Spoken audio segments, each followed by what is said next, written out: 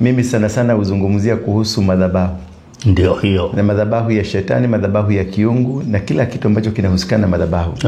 So kilicho nilete hapa ni madhabahu. Kuja kuvunja madhabahu, kujenga madhabahu. Maana ukivunja lazima ujenge madhabahu ya ndio hiyo. So kwangu nimetembelea madhabahu 3 ambayo ilikuwa muhimu sana kwangu. Madhabahu ya King Charles kule kwenye Paris. Ndio hiyo. Huko London. Nimerudi nimeenda mpaka Windsor kwenye madhabahu ya Queen mwenyewe. Nimetoka hapo nimeenda mpaka Northampton kwenye madhabahu ya Diana mwenyewe, princess. Kisha nimetoka hapo nimeenda moja kwa moja mpaka kwenye madhabahu ya Freemason. What we are doing is redirecting. Baada ya kuvunja madhabahu, kuinua madhabahu vingine ni kuredirect. Sasa utaona utumizi wa mambo mengi, uabudu wa shetani, madawa za kulevya, pombe, usherati, mambo mengi yatarudi chini kwa kiwango kikubwa sana. Na hawa jiwa walikuja wawili. Na kusema kweli hawa jiwa, mimi vile najua jiwa wa hapa wale walikuwa tofauti sana, sababu jiwa wa hapa ni kama aina 3 and I know all of them. Wale jiwa walikuwa tofauti sana na ulipotaja hiyo nikaona ni kweli haya mambo ni kama hawakuwa njiwa. Si ndio wanasema hawakuwa njiwa, walikuwa malaika wa Mungu. Mahali popote, wakati nilikuwa Moscow, angalia nitawapatia picha una wao wenyewe. Wakati nimekuwa Palace, wao wenyewe walikuja. Wakati nimekuwa kwa Freemason walikuja. Wakati nimeenda Wales wamekuja. Mahali popote nimeenda umewaona, wamenifuata. Leo nina mgeni maalum kabisa ambaye ni Ndora Waringe Apostle. Ametembea hapa UK kwenye ziara yake yenye shughuli nyingi kabisa. Na lakini inaonekana ile ziara kidogo ni kama kulingana na ramani yake ni kama inafika mwisho leo, ingawa labda tuambia kama atarudi tena. Lakini kabla sijasema mengi, hebu kwanza nisalimie watu wachache. Ukiwa wewe mtazamaji, kwanza na kusalimia na mapenzi mengi na asante sana kututazama, sababu nyinyi ndio mnatuweka nguvu bana. Kuna mama mmoja ambaye anakusalimia sana, jana alikuwa amepika sana kule Oxford, ambaye ni bibi ya Kizende. Alikuwa amekugojea sana, ameniambia nikusalimie sana. Asante. Na hayo yote kabla tujauliza maswali yale tunataka kuuliza kwa Apostle, hebu Apostle angalia ile kamera, usalimia watu, uambie mambo yamefika wapi. Yes, thank you very much. Mimi ni Apostle Ndora Waringe. Mnamuelewa tu. Unajua uhitaji ni kama tu sio kitu ya kuelezewa sana. Nakuelewa. Naitwa Ndora Waringe. Niko hapa UK, United Kingdom. Sema United Kingdom. United Kingdom, Britain. Nimekuwa hapa kwa siku 15 na siku hii ya leo ndio ya 15. Ninaondoka leo usiku kurudi Nairobi kwa sababu nimemaliza shughuli zangu. Zimekuwa shughuli ambazo zimekuwa mingi, zimenipeleka katika miji yote. Almost all the districts. Is this a district? Ni cities. Nimekuwa Birmingham, nimetoka Birmingham, nimeenda London City, nimetoka London City, nimeenda Swindon, kutoka Swindon nikaenda Wales, nimetoka Guernsey, nimeenda Northampton, Southampton, nimeenda mpaka London East, the whole country. Nimekanyaga Reading, kote nimekanyaga na miguu yangu, maana nilikuwa kwenye mission, na si mission ndogo, ni mission kubwa. Tunapoendelea tu nitakuelezea zaidi na zaidi. Kama wewe ni siku yako ya kwanza kusikiliza ama kujua safari zangu za huko UK, just subscribe, like na ushare, ndio tuweze kutusaidia kwenda zaidi na kufikia watu wengine zaidi, kwa sababu this is so powerful and good, live and direct kutoka huko Northampton. Yes, asante sana. Hebu nisalimie tena na nikukaribishe tena. Ningetaka kukuuliza Oxford ni kuzuri sana, nimetoka asubuhi. Watu wako salama kabisa. Nilipita huko jana, nimesafiri usiku. Hadi hapo tu. Hiyo ni njia. Reading nikaingia hapo hivi nikapanda, nikaingia kwenye barabara ya kwenda London, kutoka hapo nikaingia M43, nikarudi nikachomoka M43, nikaingia A40. Ndio hiyo A40 sasa ni ya kwetu hiyo. Yes, ni sawa. Umeelewa kabisa. Umeanza kutamba yani. Huko hakuna Koinange, hakuna Uhuru Highway. Ni ma M40, ma A40 what.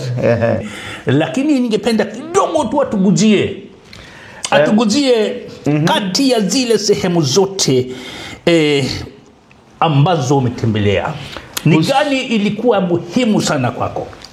Sehemu 3 muhimu sana ambazo zimesaidia katika hali ukiangalia kwenye taratibu zangu na kwenye mafundisho yangu.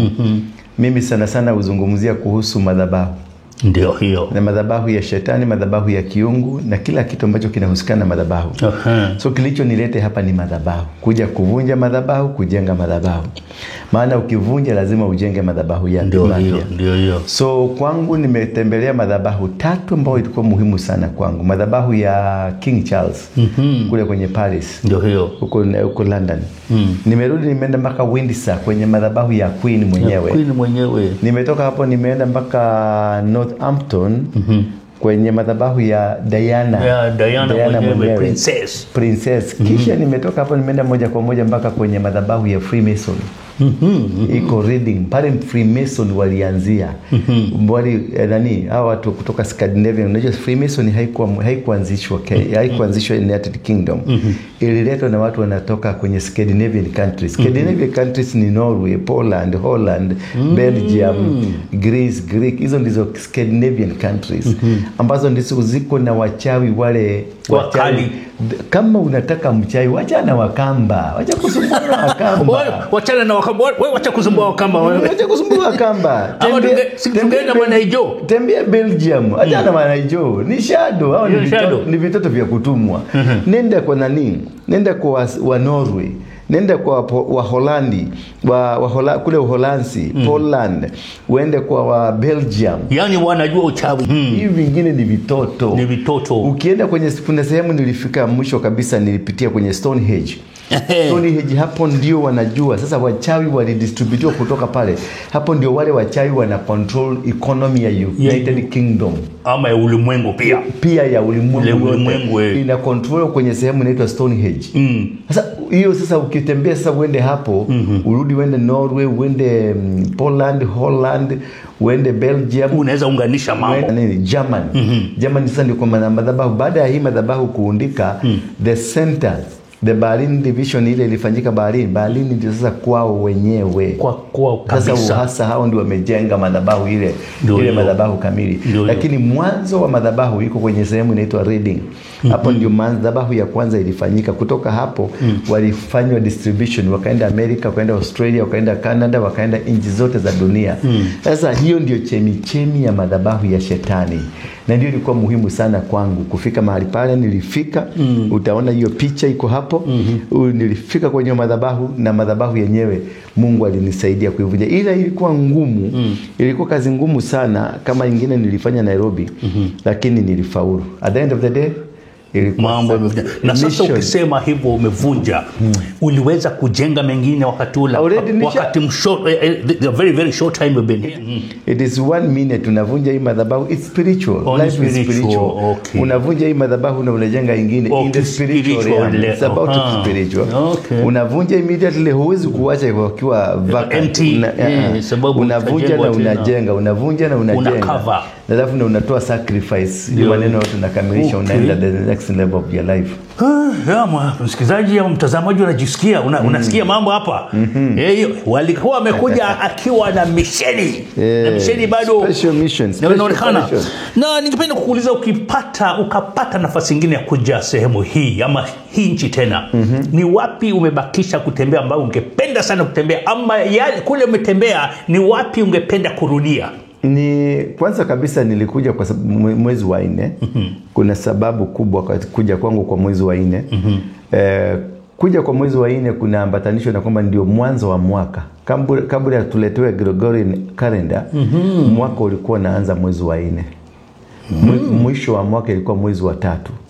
So katika mwanzo wa mwaka wa 4, kitu cha kwanza nilichokifanya ni kwamba kuna madhabahu niliinua ambao baadaye ndio kaona popu akaondoka bana. Madhabahu ni yake haya na wengine zaidi.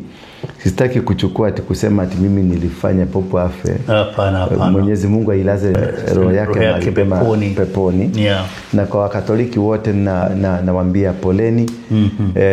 Very soon tutakuwa na popo, na mtafute popo mweusi. Sasa tuone kama popo mweusi atakaa siku nyingi. Lakini, kama atakubalia ndio tujue kama sisi bado ni wahusika kwenye madhabahu haya ya Katoliki. Hiyo ni kitu kingine. Hiyo ni kitu kingine ambacho lazima tukichangie. Kwa hivyo katika hiyo mizunguko ya kwangu kuna mambo matatu maini ambayo niliyapata na nikaona ni muhimu sana na itafanya nirudi. Hapa. Sasa kuvunja kwa mwezi wa 4 nilikuwa nakamata anga. Nikule kukamata anga, cloud ya unakamata anga in the spiritual. Unakamata anga ndio unaweza kuielekeza, maana ndio mwanzo wa mwaka. Kwa hivyo lazima ukamate madhabahu ya Freemason, ukamate madhabahu ya King ambao ndiye anatawala dunia mzima. Na kule Birmingham tuliona kulikuwa na madhabahu nyingine ile ya Zerubbabel.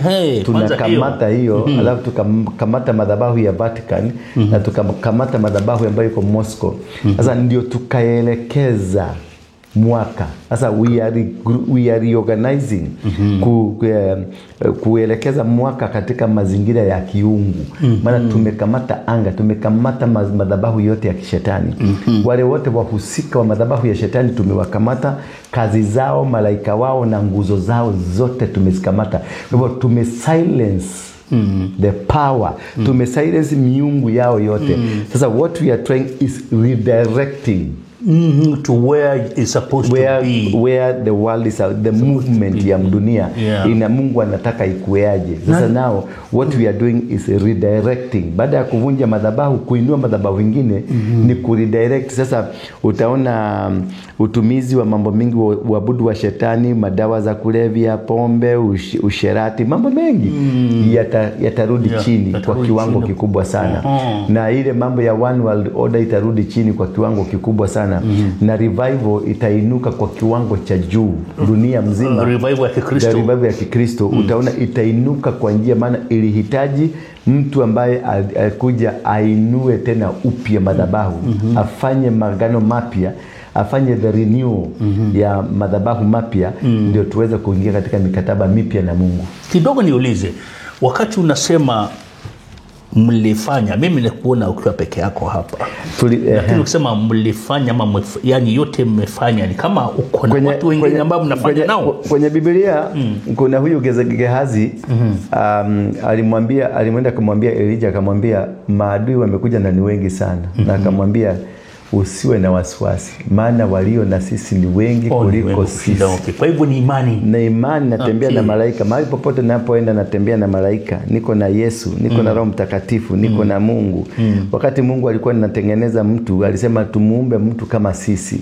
Kwa hivyo na kuna mtu haujui ni akina nani hawa, alikuwa anazungumza na wao, lakini anasema tumuumbe mtu kama sisi. Kwa hivyo wakati mahali popote unaenda, wewe ni maumbile ya Mungu. Kwa hivyo kila kitu Mungu alikuwa nacho amekupatia. Because you are the image, the character of God. So wherever you go, you have God with you, you have the Holy Spirit with you, na uko na malaika wa Mungu. Uko na makerubi na maserufi. Saying that, remember the time we went to in our first interview. Ingawa tunaongea Kiswahili sababu napenda kupromote Kiswahili sana. In our first interview, pale hivi welcome break. Kuna hawa jiwa walikuja wawili. Na kusema kweli hawa jiwa, mimi vile najua jiwa wa hapa, wale walikuwa tofauti sana, sababu jiwa wa hapa ni kama aina 3. And I know all of them. Wale jiwa walikuwa tofauti sana, na ulipotaja hiyo nikaona ni kweli haya mambo ni kama yako. Hawakuwa njiwa.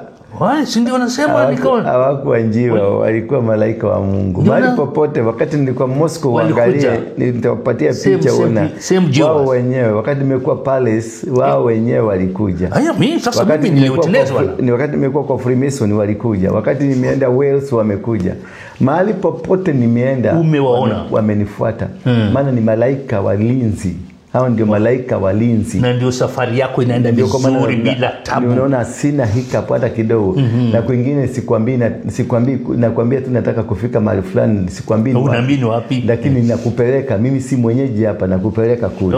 Of course. By the way, for in that very short time, umetembea sehemu zingine hata sijatembea. Hujatembea huko hapa miaka 20 lakini hujaenda. Mimi nimeenda 3/4. Nimeenda 3/4 of UK. That's the thing. Dora amekuja akiwa na plani yake na akiwa na kazi ile ametumwa, na kwa hivyo lazima ingempeleka kila sehemu ile alikuwa ameramania ama ametumwa. Na kwa hivyo kitu cha muhimu sana ni kuelewa kila mtu ako na kusudi lake. Kwa kusudi la Mungu kwa juu yako na mipango ya Mungu juu yako, kila mtu ako na mipango Mungu amempangia. Kwa hivyo mipango yako uliyopangiwa sio mipango yangu niliyopangiwa. Na kuna kazi ambao Mungu amekuitia, na kazi aliyokuitia sio kazi yako. Sasa hivyo ndio unaona kuna utofauti sana kwa mambo venye yanafanyika, kwa sababu kuna watu wengi hapa sana ambao hawajawahi kutembea, hata wenyeji wa hapa hawajatembea mahali kwingi. Lakini mimi nimekuja kwa short notice, 15 days nimetembea 3/4 of the United Kingdom. Nilikuwa nimebakisha kwenda Ireland ya Dublin na Ireland hiyo nyingine. Lakini kwa sababu ya wakati wangu nilikuwa nimepata siku 15 za kufanya operation. Sasa mimi nimemaliza, wakati nilifika Reading Mungu akaniambia operation imeisha. Sasa kusanya virago, I'm sending you to the next move. So narudi nyumbani kuchukua direction tena. Alafu ndio Mungu atakula atanituma. Ama popote pale ulimwenguni. Mahali popote duniani niko tayari kusafiri. Unajua umesema hivyo nikakumbuka, hebu nikupe ka story kidogo. Kuna jamaa nilifanya kazi naye pahali, na alikuwa ni jamaa mzee kidogo, alikuwa ni mtu wa miaka 50. Aliniambia hajawahi kwenda London. Na yeye ni mzungu amezaliwa hapa. Hajawahi kufika London. Lakini sasa mimi nimevuruga London, nimeenda kwenye sehemu zote. Nimeenda London Central, nimeenda London North na West London na East London. Kule nimeenda kote.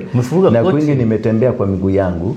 Nimeenda Reading, nimeenda Newcastle, nimeenda Leeds, nimeenda Manchester, nimeenda Luton, nimeenda Coventry, nimeenda Birmingham na Buckingham. Kuna kitu kilinifurahisha sana juzi katika hii mienendo yako. Niliona juzi unapeana pamphlets. Yaani hiyo ni kitu. That was a nice thing. Eti kama mtu hapa tu. Nimefanya campaign. Nimefanyia jamaa mmoja campaign hapo na msichana Mnigeria. Kwa sababu nilipata ni Mwafrika mwenzangu, nikasema this is a time. Unajua kitu ya kwanza wacha nikwambie kwa sababu ya nini nilifanya campaign. Na hiyo ndio kitu nataka mwende ukafanye utafiti. Nchi ya United Kingdom ilikuwa inamilikiwa na watu weusi zamani. The owners of United Kingdom ni watu weusi, si watu weupe. Is it just United Kingdom ama Europe yote? Karibu Europe, ukienda Spain, ukienda Moscow, ukienda Belgium, kote kule kulikuwa kunamilikiwa na watu weusi. Sasa hawa watu weupe ndio familia ya Esau. Watu weusi ni familia ya Yakobo. Umeona? Sasa hii familia ya kina Esau bado inataka kutusukuma na kufukuza. Lakini wakati sasa unaona wakati wa ufufuo wa Mwafrika kurudi kwao umefika. Hapa ndio utaona sasa kutakuwa na mwetu mweusi wa kwanza atachukua kiti cha MP. Kwenye the coming election, kwenye bunge, kutakuwa na mtu mweusi kutoka asili ya Afrika. Sio mweusi kutoka asili ya Uingereza. Mtu mweusi kutoka asili ya Afrika.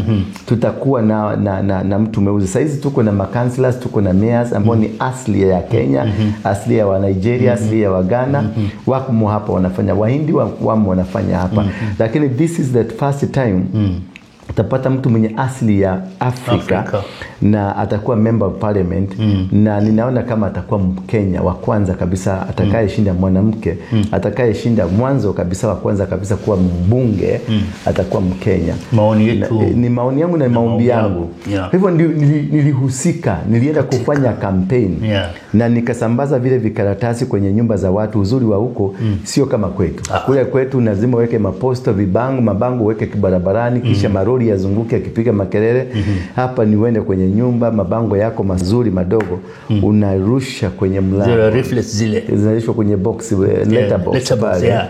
Ukirusha kule sasa wewe ondoka enda zako. Kuna shida. Yeah. Ondoka enda zako. Mimi nilitenda wema. Yeah. Na ulikuwa unatenda na unabariki, si ndio? Unabariki na unamuombea. Nikakanyagisha miguu yangu. Maana Biblia inaniambia mahali popote utakapokanyagisha miguu utamiliki. Sasa mimi nilikuwa nakanyagisha miguu kumiliki. Kutoka hapo nilikuwa na mikutano na wazee.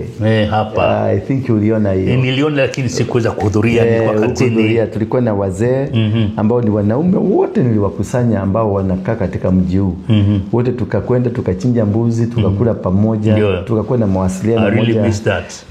Nitakutumia picha utawekea.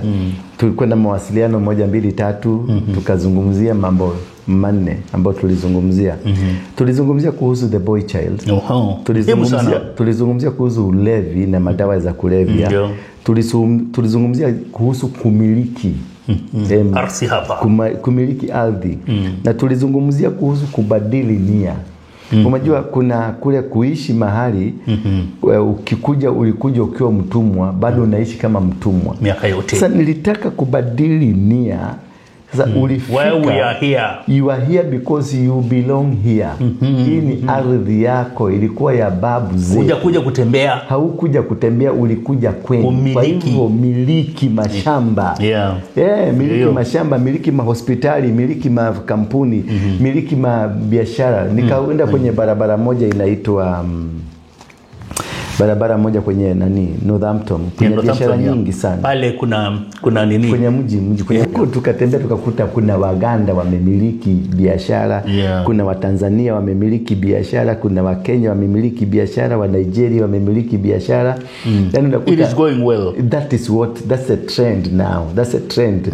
How wasaidiane wale wengine walio hapa, wasaidiane kumiliki biashara, makampuni ya usafiri, makampuni ya uzalishaji, yote hayo.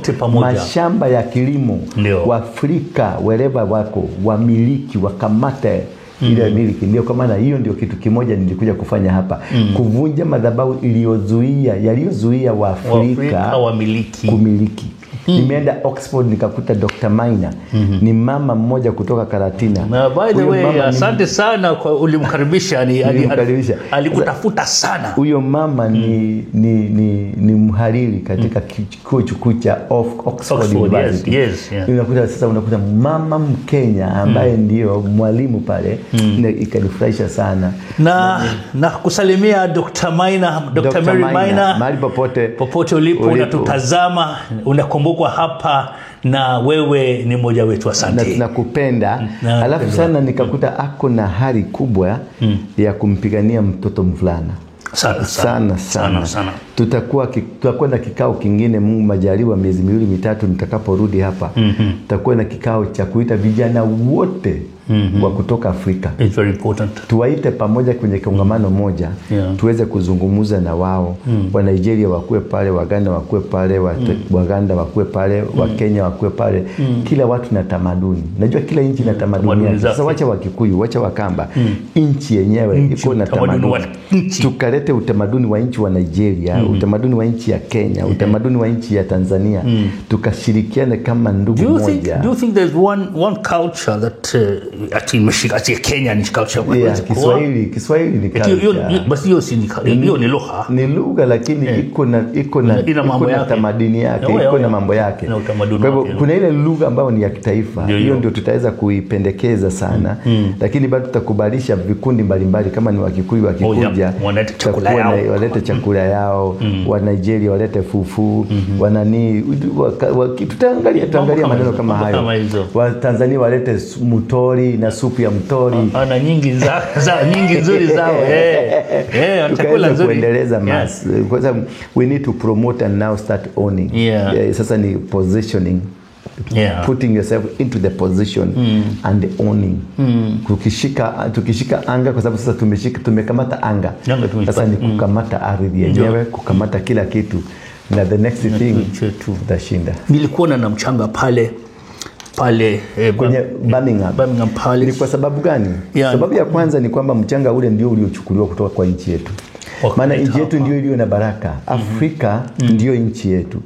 Na nchi yetu ya Afrika iligawanywa kwenye misingi ya mataifa kulingana na mataifa Wabelgiji, Wajerumani, wazungu hawa walikaa kwenye Berlin Conference kisha wakaigawanya Afrika kwenye vipande. Sasa tunachotaka kukifanya ni kuregesha Afrika kuwa kitu kimoja. Walichukua mchanga wetu na ardhi yetu na rasilimali zote zetu. So nilibidi niende nikachukua ule mchanga, maana mchanga ndio wenye rasilimali, ndio wenye ardhi, ndio wenye heshima. Nikauchukua, nikaunenea, nikamwambia rudi nyumbani. Mchanga rudi nyumbani. Ulichukuliwa kimakusudi, ndio watu ambao ulitengenezwa kwa ajili yao. Mwafrika uliibiwa, kwa maana wameiba kutoka kwa Afrika. Unakuta kahawa yetu imeibiwa, majani chai yameibiwa, sukari yetu imeibiwa, malighafi imeibiwa, gold, silver, vitu vyote vimetolewa kutoka Afrika.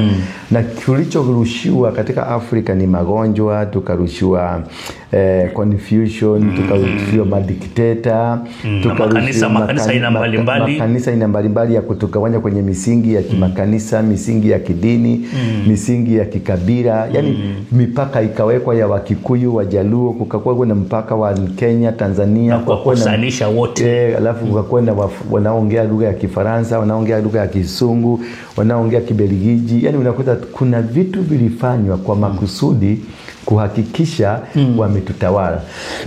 Sasa kusudi yangu kuja hapa ni kuleta that kind of the spirit, or the African spirit, and change the way things will be looking. Kwa hivyo kutoka sasa kutakuwa na ufufuo mkubwa sana in Africa.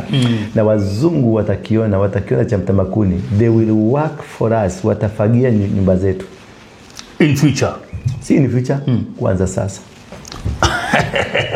Ni Ndora Waringi anasema sisemi kitu. Halafu nasema lakini itafanyika. Hebu niseme vizuri umeongea hivyo, sababu hawa watu walipotugawanya, kila nchi ilituletea lugha yao tuiongee. Sisi tuache lugha yetu tuongee yao. Na unakwambia huwezi pata kazi nzuri bila kuongea lugha yangu, lazima ongee lugha yangu. Unajua lakini ujanja walio nao ni hivi. Mjerumani hawezi akaongea Kiingereza. Wote hata akikuja kwa Uingereza ataongea lugha ya kwake. Mchina anaongea lugha ya kwake. Mfaransa anaongea lugha ya kwake. Watu wote wahusika wanaongea lugha za kwao. Lakini sisi tukapatiwa lugha za kwao. Ni kumaanisha wakatutoa ubongo wetu, wakaweka sisi ubongo wao. Mwafanyie kazi. Ndio tuwe watu wa kufanyia kazi. Tuwe watumwa. Na hilo ndilo nataka kusema, lazima libadilike. Lazima libadilike, maana ndio maana tumekuja kubadilisha. Maana walikuja na Biblia, wakakuja na mafundisho mwanzo kabisa, wakatugeuza kupitia kanisa, wakatugeuza kupitia the spiritual world. They captured our spiritual world. Kisha wakatugeuza. That is now what we are rewinding. Kubadilisha walichokipanda ndio tupande kitu kingine kipya.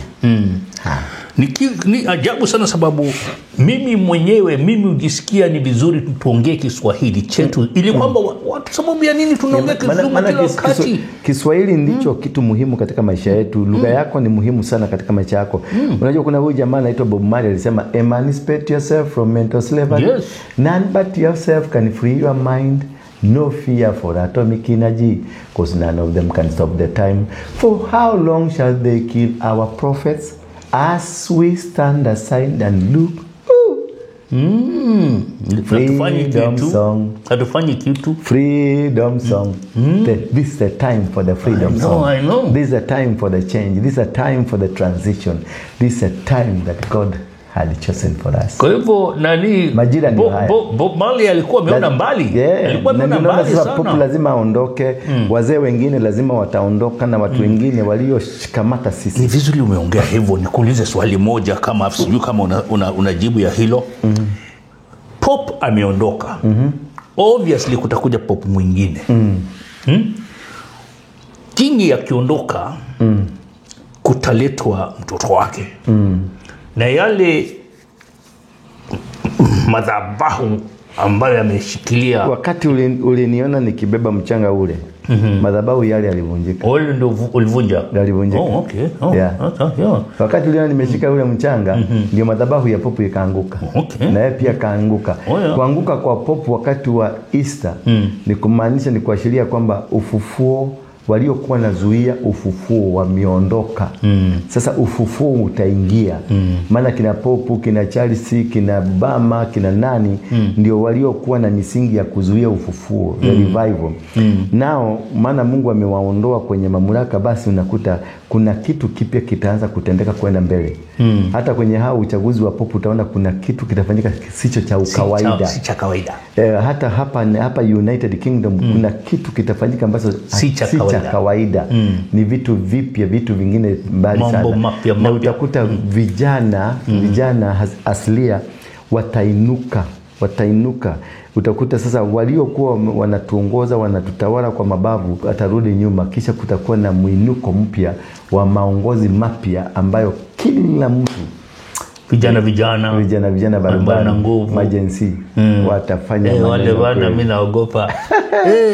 Alafu acha nikuulize, sababu haya mambo tunasema ya Pope hata miezi kadha before wafe hiyo 21st. Hiyo 21st ilikuwa inatajwa sana nyumbani.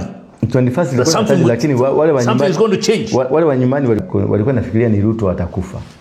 Lakini walikuwa wameonyeshwa kuna kitu. Walikuwa nasema 20, lakini mimi nilikuwa nimesema wakati nilienda Moscow, nikasema Pope maisha nini, malengo ya Pope, misingi ya Pope na kila kitu cha Pope kimefika mwisho.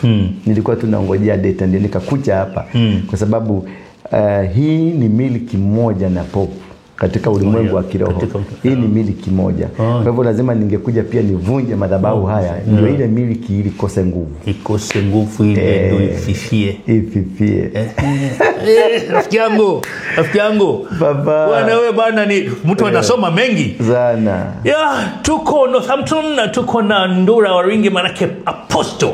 Na tunajaribu kupanga mambo kidogo ili kwamba jitayarishe kidogo kuondoka kesho, mapema kesho, lakini hatujamalizana na yeye, bado tunaendelea na kuacha na hili kaa nasi, usubscribe ili kwamba utuweke kibao mbele kabisa, nasi tutakuweka mstari wa kwanza kabisa kupokea video zetu zikiwa mbichi kabisa, manake zikiwa bikra. Unawaambiaje watu? Moto kutoka jikoni. Nawatakia kila laheri ninaposafiri, niombeeni na kwenye safari nyingine pia niombeeni, maana kuna kusudi kubwa Mungu anafanya na taifa letu la Kenya. God bless you. Ngoro kuria nyama kimanyendagia phone accessories mahinda maria ndaiguire wira wakwa no acoka thi ni ndathire kwa Best Masako na makindeithia na mbeca cia ku boost wira mahire 500 na riu wira wakwa ni ukirite no gathi wega muno. Ingikwira wi hau muhuri wa biashara uraigwo hinyiririkite kana wira waku wi thi ni urabatara ku boostwo thie kwa Best Masako ni meguteithia na ndurabatara nginya kuiyuria maratathi maingi. Araniria na ithwe kuhitukira 0712228490 kana wigere rurenda rwa www.bestmasako.co.ke.